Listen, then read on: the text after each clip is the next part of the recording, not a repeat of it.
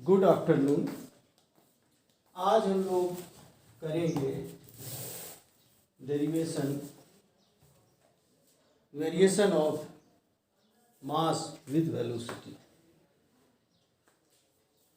ये सबसे ज़्यादा चैलेंजिंग टॉपिक है स्पेशल थ्योरी ऑफ रिलेटिविटी में। जैसा कि हम लोग पहले करते रहे हैं, अब भी वही करते हैं।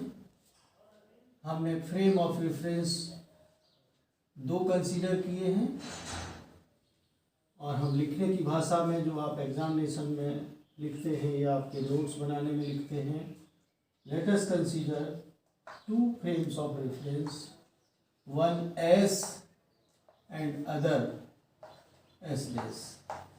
S dash is moving with velocity v. इनके जो कोऑर्डिनेट एक्सिस हैं वो x, y एंड z हैं और फ्रेम ऑफ रेफरेंस s, और s डैश के लिए x डैश, y डैश और z डैश। इनके ऑरिजिन्स o और o डैश हैं। अभी तक कोई विशेष बात नहीं है। ये कंसीडरेशन आप गैलीलियन ट्रांसफॉर्मेशन से लेके करते आए हैं। ये कंसीडर आपको हर एक की।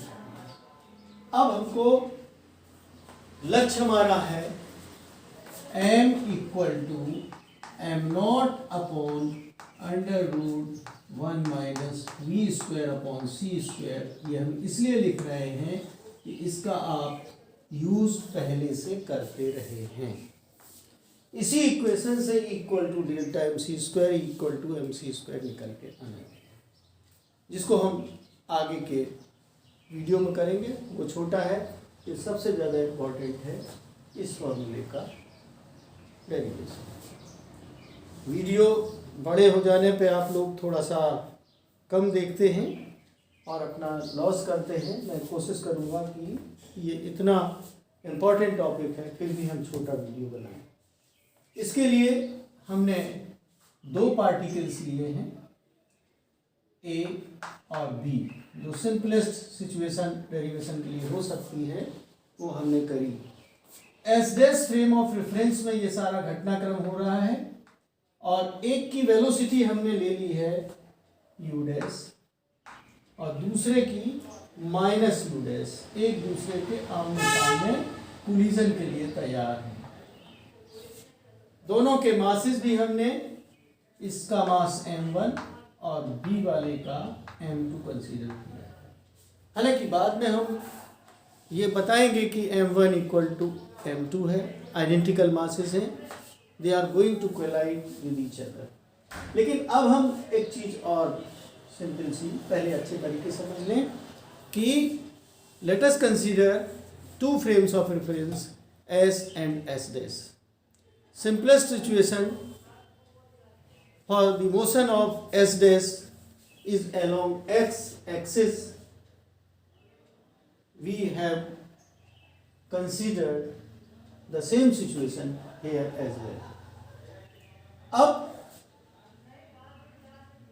हमारा जो ऑब्जर्वर O है उसको हम पहले की तरह अज्यूम कर लेते हैं। Let us consider the velocity of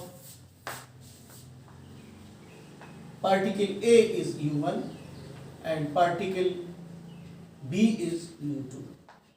अब इसमें हम उल्टा कर रहे हैं। वैसे हम कहते थे x dash equal to x minus v t upon under root 1 minus we square upon C square. हम उल्टा देख रहे हैं। हम पहले इनके कोऑर्डिनेट्स को जानते हैं, अब हम इसको जानना चाहते हैं। तो इसमें जो हमारा वेलोसिटी एडिशन फॉर्मूला है इनवर्स वाला लगेगा। तो हम लोग v वेलोसिटी ये है, u डैश वेलोसिटी हमने m1 की ली है, इसकी u1 क्या होगी वेलोसिटी एडिशन फॉर्मूले से u dash plus v no upon 1 plus u dash v upon सी स्क्वायर। मेरे समझ में आप इस इक्वेशन को समझ रहे होंगे। हमने u को यानी u1 को u डैश के टर्म्स में व्यक्त करना है, तो ये इक्वेशन आई। सिमिलरली जो हमारे u2 होगा उसमें यू डैश के बजाय बस सब्स्टिट्यूट करना है माइनस यू डैश, क्योंकि उसकी वेलोसिटी हमने अपोजिट डायरेक्शन में कंसीडर की है, प्लस v, ये तो सेम रहेगा, नीचे हो जाएगा 1 plus you dash we upon C square. ये इक्वेशन नंबर 2 ले लेते हैं। यहाँ तक आपको कोई प्रॉब्लम नहीं होगी। पहले हमने दो पार्टिकल्स लिए m1 और m2 मासेस के, जो कि हेड ऑन कोलिजन करने की स्थिति में हैं। हालांकि हम यहाँ पे कोलिजन के बाद दोनों मासेस को जो इनइलास्टिक कोलिजन है वो सिचुएशन कंसीडर करने जा रहे हैं। तो सपोज करते हैं कि ये बिफोर कोलिजन था, ये बिफोर कोलिजन है, जो भी हमने अभी कंसीडर किया है ये बिफोर कोलिजन है। ये जो हमने वेलोसिटीज ली हैं m1 और m2 मासेस की, u dash and minus u dash, ये बिफोर कोलिजन है। ये velocities as observed by observer O are u1 for particle A and u2 for particle B। ये बिफोर कोलिजन है। अब हम समझते हैं, जैसा कि भाई जो डेरिवेशन सिंपलेस्ट बनाया गया है, अगर हम सिंपलेस्ट नहीं बनाएंगे तो बहुत लंबा डेरिवेशन जाएगा और आपको एग्जामिनेशन के लिए ही सिंपलेस्ट आपको भी तैयार करना है। तो अब आफ्टर लेटस फर्दर कंसीडर, ये तो कंसीडरेशन हमने लिखा नहीं है, वो तो कंसीडर आपको करना ही पड़ेगा। Further consider that particles after collision, these particles after collision, इनका संघटन हुआ after collision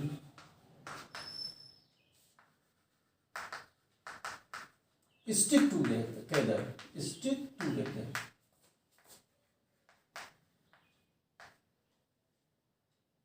and the resulting mass माने जब दोनों आपस में चिपक गए, एक ही हो गया पार्टिकल दोनों मिलके, तो ये ऑब्वियसली m1 प्लस m2 मास वाला पार्टिकल हो जाएगा। कोएलेज भी कहते हैं इसको। ये इकट्ठे हो गए हैं और कॉमन वेलोसिटी जो है उसकी, वो हम ये एज्यूम करते हैं कि जो वेलोसिटी इस फ्रेम ऑफ रेफरेंस की थी वो जीरो में आ जाते हैं with respect to frame of reference S this. तो हमने ये कंसीडरेशन सिंपल कंसीडर कर लिया है with velocity v relative to S. इसको आप समझ लीजिए, रियलाइज कर लीजिए। तो using the law of conservation of momentum, now using the law of conservation of momentum, अब आपको क्या मिलने वाला है? we get m1 u1 plus m2 u2 equal to m1 plus m2 into v। ये मिलने वाला है। ये इक्वेशन नंबर 3 हो गई। बहुत आसानी के साथ आप इसको समझ सकते हैं। तो ये 3 इक्वेशन हो गई। Using the law of conservation of momentum, जब कोलिजन हो रहा है तो law of conservation of momentum लगेगा। जैसा कि आप जानते हैं, इलास्टिक कोलिजन में एनर्जी और मोमेंटम दोनों कंजर्व रहते हैं, जबकि इनइलास्टिक कोलिजन में एनर्जी कंजर्व नहीं रहती है, मोमेंटम कंजर्व रहता है। यहाँ पे हमने इनइलास्टिक कोलिजन वाली सिचुएशन कंसीडर करी है, जिसमें दोनों पार्टिकल मिलके एक हो जाते हैं, u1 और u2 वेलोसिटी से जाते हुए कोलाइड करते हैं और मिलके एक पार्टिकल या एक बॉडी बनाते हैं, और उसकी जो कॉमन वेलोसिटी है ऑब्जर्वर O के हिसाब से v हो जाती है। इसी को हमें सॉल्व करना है। तो ऊपर वाली इक्वेशंस आप समझ गए होंगे। मैं ये समझता हूँ कि आप लोगों ने बुक परचेज कर ली है, नहीं करी है तो हर हाल में बुक की व्यवस्था कर लीजिए ताकि आप नोट्स बना सकें। और अगर नहीं भी है तो जो हम बोलते हैं अपनी भाषा में वीडियो के साथ साथ देखने के साथ साथ अपने नोट्स भी तैयार कर सकते हैं, जो कि उतना बढ़िया शायद ना बना पाए आप देखने के साथ साथ, इसलिए साथ में एक बुक जरूरी है। तो अब इसको सॉल्व करने के लिए क्या करेंगे, u1 की जगह पे जो अभी हमने इक्वेशन लिखी थी जिसको हमने मिटा लिया है, क्या लिखी थी, u1 u dash plus b upon 1 plus u dash b upon c square m1 u1 plus m2 u2 की जगह पे minus u dash plus b upon 1 minus u dash b upon c square equal to m1 plus m2 into b। अगर इस figure की आपको ज़रूरत नहीं रह गई है, सिचुएशन आपने समझ ली है, एक बार मैं फिर रिपीट कर दूं, हमने दो फ्रेम ऑफ रेफरेंस S और S डैश कंसीडर किए हैं। इसमें ज़्यादा हमें समझाने की ज़रूरत नहीं, जैसा पहले कंसीडर करते थे वैसा ही किया है। बस नई चीज़ क्या है, इसमें हमने A और B पार्टिकल्स कंसीडर किए हैं। दोनों के मासेस हमने बताए हैं, वैसे तो आइडेंटिकल हैं, क्योंकि उनको आइडेंटिफाई करने के लिए उनके नाम M1 और M2 रख दिए हैं। जिनके ऑब्जर्वर O डैश के रिलेटिव वेलोसिटीज U डैश और माइनस U डैश एक्सप्रेस करी गई हैं। ये बिफोर कोलिजन है। आफ्टर कोलिजन ये रेस्ट में आ जाएंगे, लेकिन चूंकि S डैश मूव कर रहा है v वेलोसिटी से, इसलिए ऑब्जर्वर O के लिए ये कॉमन वेलोसिटी v कहलाएगी। तो हम इसको मिटा देते हैं ताकि लिखने की जगह हो जाए और मैं आके आपको और चीज़ें बता सकता हूँ। जब ये आपस में मिलते हैं तो सिंपल सा conservation, law of conservation of momentum हमने लगा दिया, m1 u1 plus m2 u2 equal to m1 plus m2 into v। u1 हमने एडिशन ऑफ वेलोसिटी थ्योरम से O के लिए हो सकती थी, inverse velocity addition theorem use करके हमने u1 और u2 u डैश और v के टर्म्स में निकाली थी। उनको हमने, ये u1 है, ये u2 है, सब्स्टिट्यूट कर दिया। अब ये मैथमेटिक्स खुद आप कर लीजिएगा, क्योंकि वीडियो बड़ा हो जाएगा, मैं एक एक स्टेप करूँगा। इसको जब आप सॉल्व करते हुए आएंगे, आप मैथमेटिक्स के स्टूडेंट हैं, तो m1 अपॉन m2 आ जाएगा 1 plus u dash v, 1 plus u dash v upon c square divided by 1 minus u dash v upon c square. Simply ये इक्वेशन आ जाएगी। हम इसको इक्वेशन नंबर 4 नाम दे देते हैं। अब इसी पे थोड़ी सी हमको एक्सरसाइज करनी है। क्या करना है वो हम अभी बताने जा रहे हैं। अब ये वाली तो बेसिक इक्वेशन थी, इसको हमने मिटा दिया। हम लोग ये जानते हैं कि इसके ऊपर मैं दोबारा लिख रहा हूँ, u1 की इक्वेशन थी u1 plus u dash plus b upon 1 plus u dash b upon c square. आप अभी क्वेश्चन ना ही करें, अपने आप से भी ना करें, हमसे भी ना करें, बुक में जो लिखा हुआ उस पर भी ना करें, जो वो स्टेप्स करके बताए हैं उनको आप समझते चले जाए और एग्ज़ाम के लिए प्रिपेयर करें। फिर बाद में आप ये क्वेश्चन पूछ सकते हैं कि आप ऐसा क्यों कर रहे हैं, वो फिर बाद में डिस्कस कर दिया जाएगा। अब इसका अगर हम u1 स्क्वायर निकालना चाहते हैं तो इसका होल स्क्वायर हो जाएगा। अब इसके बाद हम यहीं पर ही रुकेंगे, हम इसी को इस रूप में लिखेंगे 1 minus u1 square upon c square. तो इसके लिए क्या करेंगे, 1 माइनस 1 अपॉन c स्क्वायर लिख देंगे और बचा कुचा इसको हम कॉपी करेंगे, u dash plus b upon 1 plus u dash b upon c square whole square. इस तरीके से लिखेंगे। अब हम क्या करें, इसको सॉल्व करते हुए तो मैं नहीं दिखाना चाहता हूं, ये मैं छोड़ सकता हूं, वीडियो छोटा करने के लिए जो स्टेप आपके सामने यूज का आने वाला है ये आप खुद करेंगे। Do yourself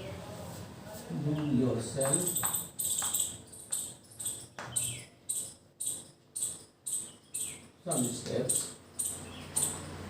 steps and you will get, जो स्टेप हमारा इम्पोर्टेंट है वो ये आने जा रहा है 1 माइनस, इस रूप में आएगा 1 minus u1 square upon c square equal to 1 minus v square upon c square, 1 bracket, दूसरे ब्रैकेट में 1 minus u dash square upon c square,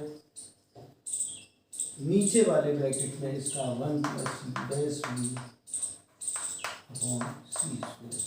मतलब इसी को सिंप्लीफाई करते हुए जब हम आगे आएंगे तो हम कुछ मैनिपुलेशंस करते हुए जो आपके पास बुक में होगा ये स्टेप अचीव कर लेंगे, ये होगा। अब इससे हम क्या करेंगे कि लेफ्ट हैंड साइड में हम इसको लाने की कोशिश करेंगे, ये होल स्क्वायर है, क्योंकि हमारा जो ये इक्वेशन है इसमें 1 plus you dash we upon C square है, इसको हम रिप्लेस करने के चक्कर में हैं। तो ये सारी हमारी एक्सरसाइज हुई, मतलब हमने तो सिर्फ जो इक्वेशन थी transformation equation addition of velocity theorem से उसका होल स्क्वायर किया, सी स्क्वायर से डिवाइड किया, 1 में से इसको सब्ट्रैक्ट किया, फिर इसको हमने इस रूप में लिखते हुए कुछ मैनिपुलेशंस के बाद ये स्टेप अचीव किया। इसी से आप ये जो इक्वेशन है और करके अचीव कर लेंगे। 1 plus you dash we upon C square का whole square left hand side में लाएंगे और इधर चला जाएगा 1 minus we square upon C square, 1 minus you dash square upon C square और नीचे हो जाएगा 1 माइनस u1 स्क्वायर अपॉन सी स्क्वायर। और अगर हम इसकी वैल्यू चाहते हैं तो पूरे पे स्क्वायर रूट करते हैं। इस तरीके से 1 plus you dash we upon C square की वैल्यू आ जाएगी। जब हम ये कहानी दूसरे वाले टर्म के लिए निकालेंगे तब क्या करेंगे? दूसरे वाले के लिए हम क्या करेंगे? ये तो हमने ये किया, बुक में भी ये नहीं दिया गया है, सिमिलरली करके लिख दिया गया है। ये हम u1 स्क्वायर के बजाय u2 स्क्वायर के लिए भी कर सकते थे, तब हम u2 स्क्वायर अपॉन सी स्क्वायर करते और उससे जो इक्वेशन आती वो आ जाती, यहां पे आती 1 minus you dash we upon C square और यहां पे होता आपका u1 की जगह पे u2। तो इससे जो इक्वेशन आती वो तो 4 इक्वेशन थी, इसको हम इक्वेशन नंबर 5 कहते हैं, इसको हम इक्वेशन नंबर 5 कहते हैं, इस वाली इक्वेशन को जो हमने अचीव करी है। और 6th इक्वेशन को सिमिलरली करके बुक में लिखा हुआ है, लेकिन हमने सिमिलरली का रास्ता भी बता दिया है जो अभी हम डिस्कस कर रहे हैं। सिमिलरली क्या है? 1 plus 1 minus you dash we upon C square, ये किससे आने वाली है? u2 से। U dash we upon C square की वैल्यू जो आएगी वो आएगी square root of 1 minus we square upon C square में कोई चेंज नहीं है, 1 minus you dash square upon C square में भी कोई चेंज नहीं है, बस चेंज है तो यहाँ पे है 1 माइनस u1 की जगह u2 स्क्वायर अपॉन सी स्क्वायर। इस तरीके से आप अचीव करेंगे। जो हमारा ये इक्वेशन नंबर 5, ये 6 हो जाएगा। अब आप 5 को 6 से डिवाइड कर दीजिए तो इसकी जो राइट हैंड साइड है वो हमको मिल जाएगी। आप करिए डिवाइडिंग इक्वेशन 5/6,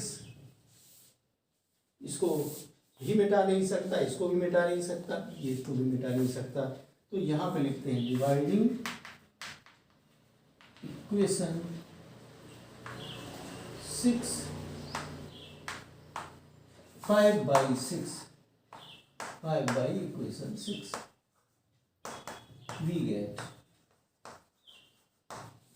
इसमें देखिए जो न्यूमरेटर है, जब इसमें इसको डिवाइड करेंगे ये न्यूमरेटर दोनों कैंसिल हो जाएंगे और डिनोमिनेटर सब इंटरचेंज हो जाएंगे। जो डिनोमिनेटर है वो उसका न्यूमरेटर बन जाएगा। तो इस तरीके से आ जाएगा 1 plus you dash we upon C square divided by 1 minus you dash we upon C square. Simply mathematics है, under root 1 minus u2 square upon C square divided by 1 minus u1 square upon C square. ये equation number आप सीधे कह सकते हो, ये हमने check कर लिया। अब आप ये इक्वेशन नंबर कौन सी थी मुझे याद नहीं है, 4 थी शायद। इस 4 और 7 को कंपेयर करेंगे, इसकी लेफ्ट हैंड साइड और इसकी राइट हैंड साइड सेम है, तो इसका मतलब है इसकी लेफ्ट हैंड साइड और इसकी राइट हैंड साइड सेम होना चाहिए। Comparing equations 4 and 7, comparing equations 4 and 7 we have, क्या मिलेगा? मैं अब बीच वाली मिटाई दे रहा हूँ, ये वाली भी मिटाई दे रहा हूँ और ये वाली भी, जिनके डिवाइड करने से हमको वो मिली थी। तब हम करेंगे तो ये क्या मिलेगा, m1 upon m2।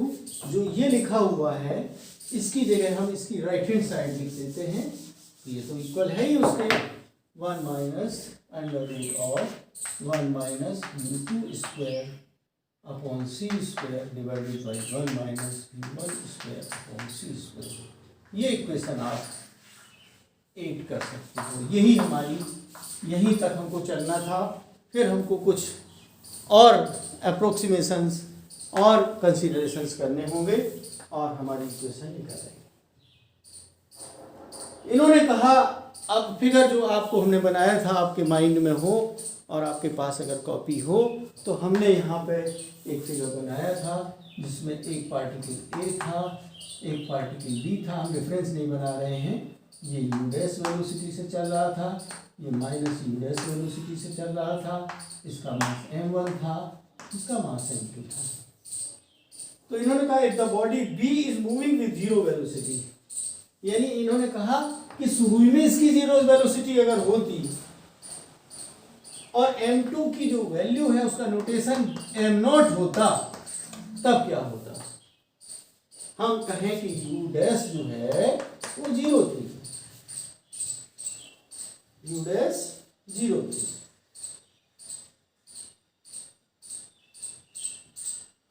u dash नहीं, जो u2 हमने लिया था एस फ्रेम ऑफ रेफरेंस से, u2 0 थी। तो ऐसी सिचुएशन में अगर हम यहाँ पे u2 इक्वल टू 0 और m2 की जगह पे हम m0 रख दें, तो इक्वेशन क्या होगी? जब 0 ले लोगे तो ये इसका खेल खत्म हो जाएगा।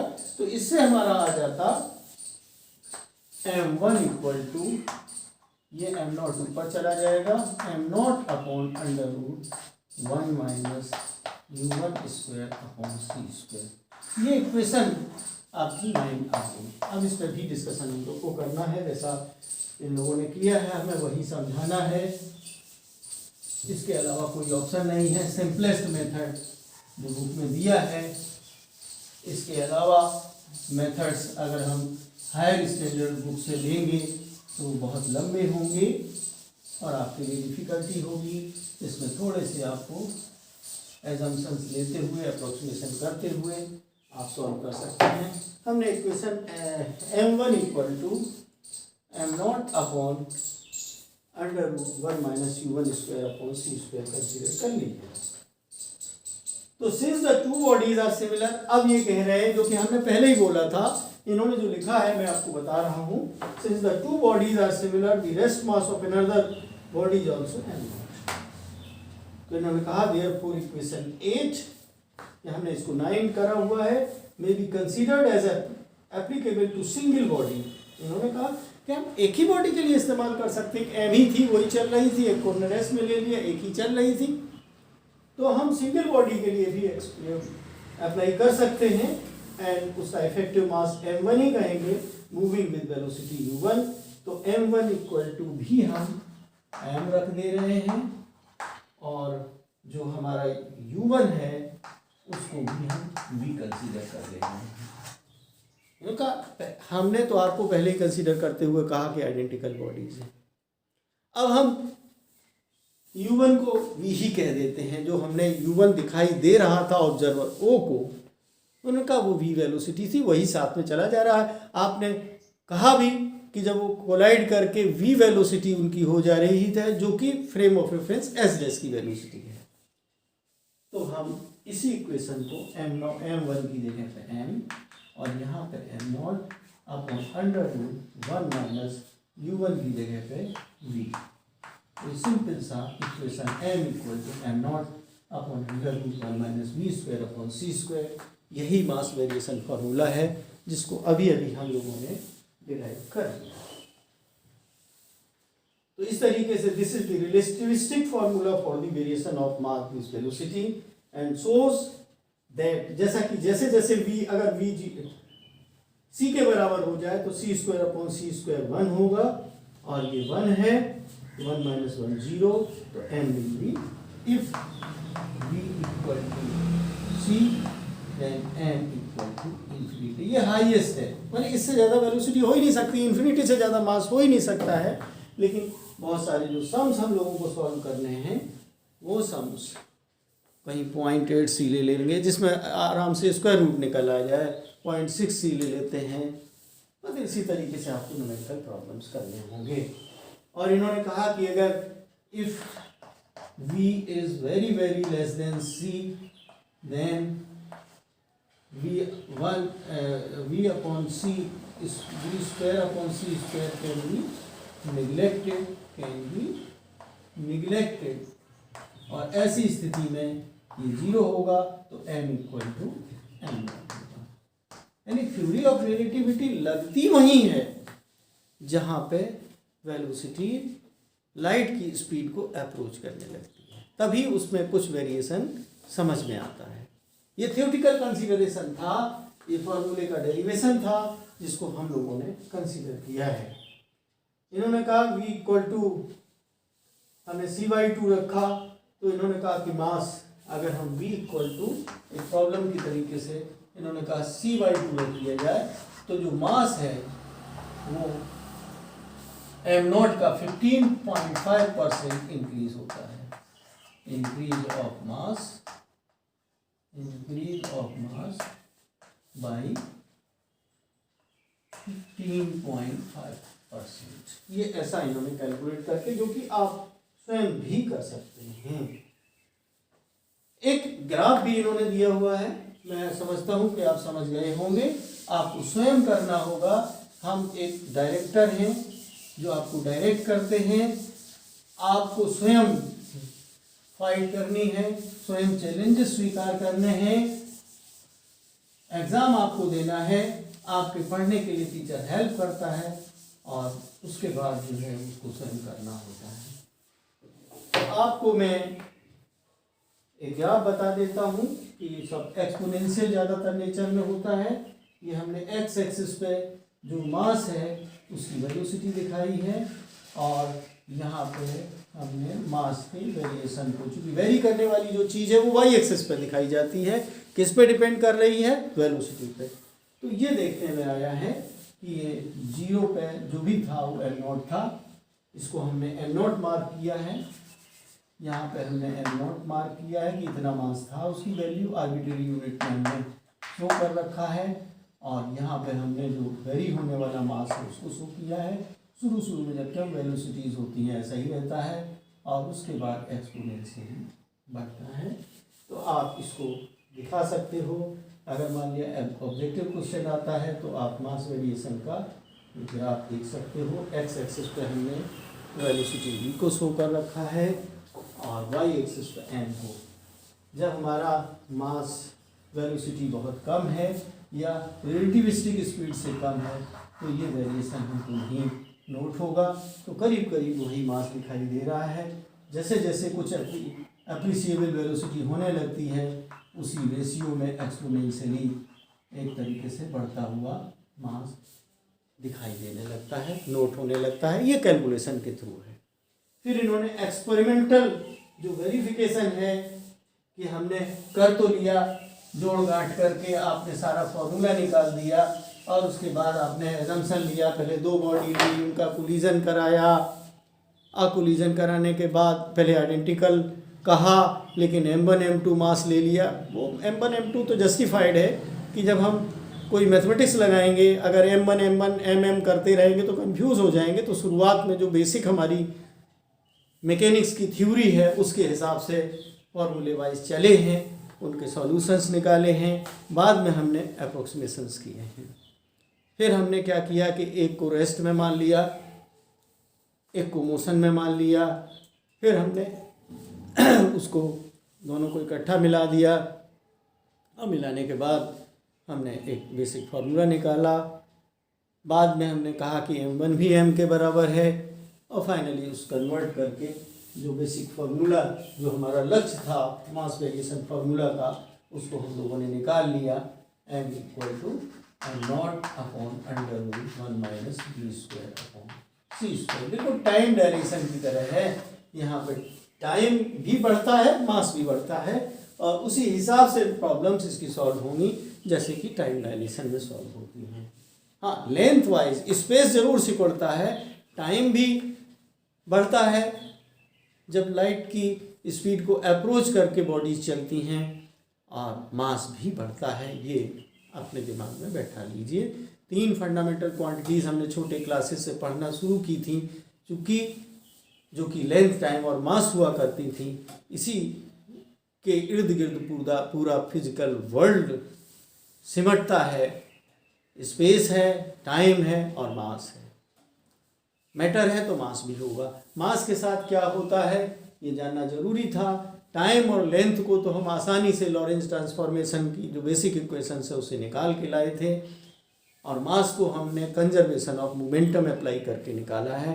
ये ध्यान रहे कि कंजर्वेशन ऑफ मोमेंटम, क्योंकि अगर मोशन है तो उसमें वेलोसिटी होगी, मास है तो उसका मैटर को एक्सप्रेस करने के लिए है, उस मास में क्या वेरिएशन आता है ये हमें देखना होता है।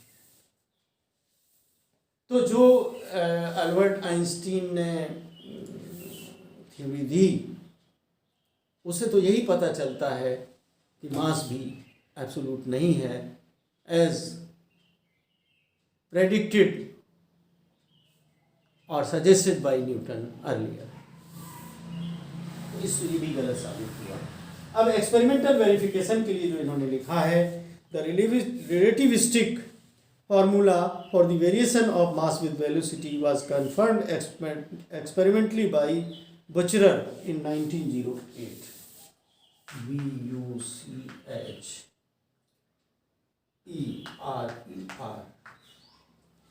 He showed that the, अब इन्होंने कैसे करा, आप लोगों ने पढ़ा होगा 11th-12th में पढ़ा होगा E/m और इलेक्ट्रॉन्स ये CR ट्यूब होती ही है, आप जानते हो, कैथोड रे ट्यूब आपने 11th-12th में पढ़ी है। CR tube cathode ray tube ये वाली जो पढ़ी है आपने, यूँ करके इलेक्ट्रॉन गन होता है, आप CRO में यूज़ होता है, तो उसमें इलेक्ट्रॉन की बीम यहाँ टकराती है, यहाँ पे जो है तेज़ी से चलते हैं, टकराते हैं। तो मिल्कन्स ऑयल ड्रॉप एक्सपेरिमेंट भी है E/m निकालने का। तो उसमें जो E/m की वैल्यू है, वैसे तो चार्ज एक कांस्टेंट होता है इलेक्ट्रॉन के लिए 1.6 × 10⁻⁹ कूलम, ये तो अभी तक निश्चित है कि चार्ज निश्चित होता है। ये मास है, ये वेरिएशन का formula according to theory of relativity से निकल के आया है, वेरिएशन फार्मूला निकल आया है। चार्ज का भी कोई फार्मूला वेरिएशन का नहीं सामने आया है, चार्ज होता है पार्टिकल पे। तो ये देखा गया उनके एक्सपेरिमेंट्स के थ्रू कि जैसे जैसे हम इसका जो है वेलोसिटी बढ़ाते हैं,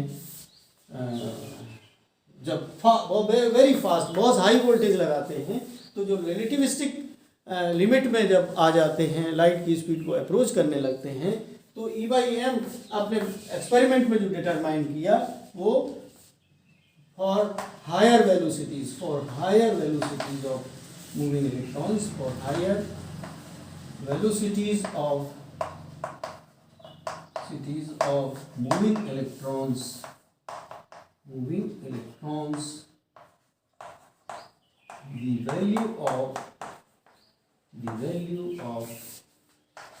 value of specific charge या E by M ratio, value of E by M ratio, इसको स्पेसिफिक चार्ज भी कहते हैं, reduces in magnitude।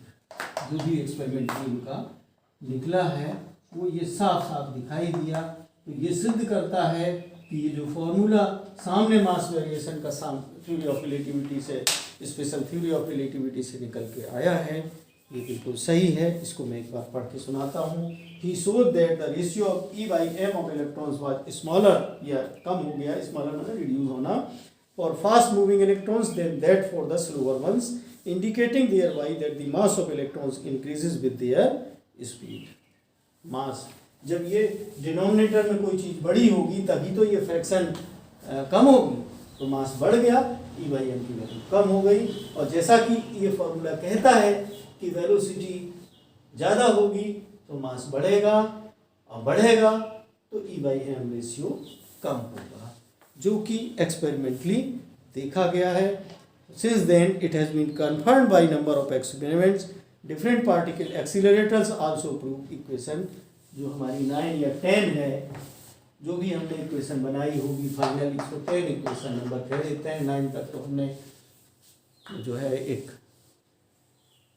एकदम वेल डिफाइंड रूप में नहीं थी, इसमें m1 लगा हुआ था। m1 को हटा के हमने m जब सब्स्टिट्यूट किया तो जो फाइनल इक्वेशन आई उसको हमने 10 इक्वेशन कहा।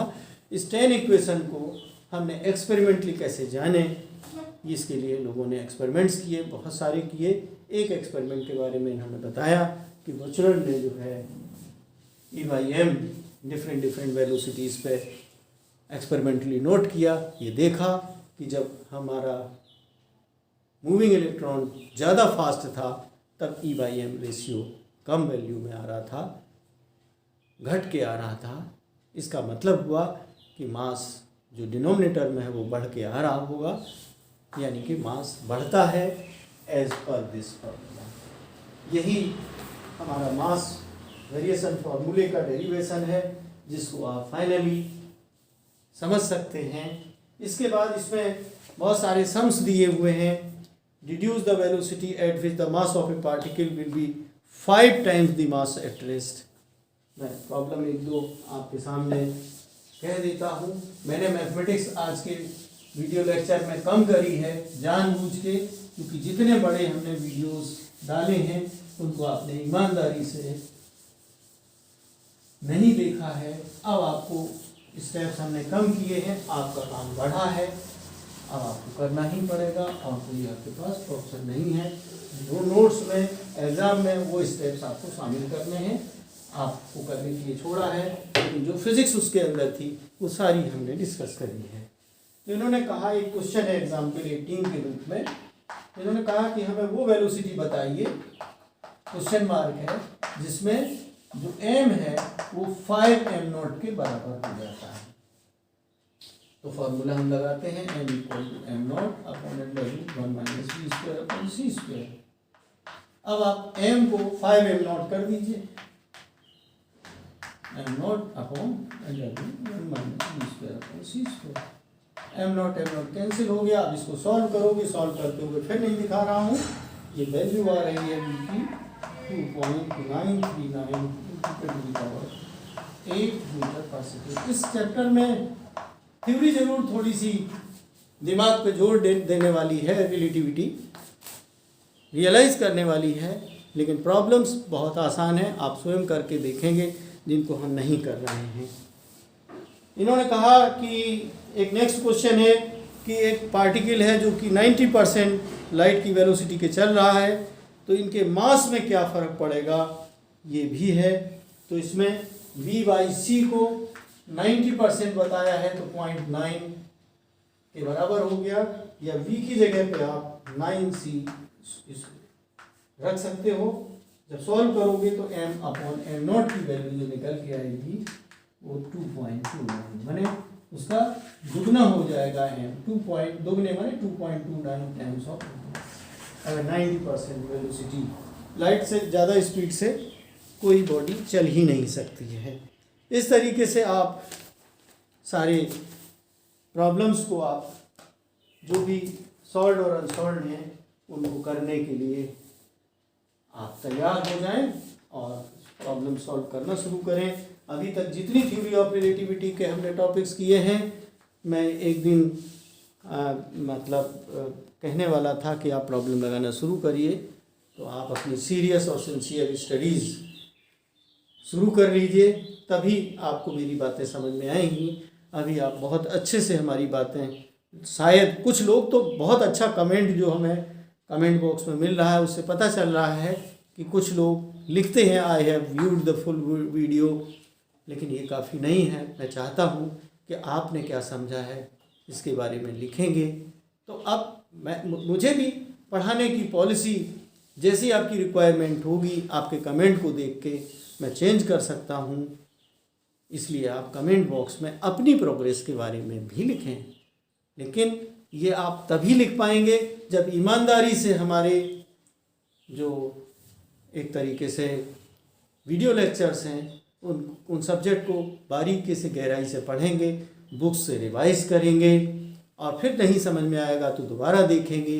इसके बाद 100% तय है कि आपको ये सब्जेक्ट जो कि बहुत इंटरेस्टिंग है, अच्छा भी लगेगा, समझ में भी आएगा और प्रॉब्लम्स भी अपने आप सॉल्व कर लेंगे। मैं यहीं पे अपना लेक्चर ख़त्म करता हूँ। Thank you very much.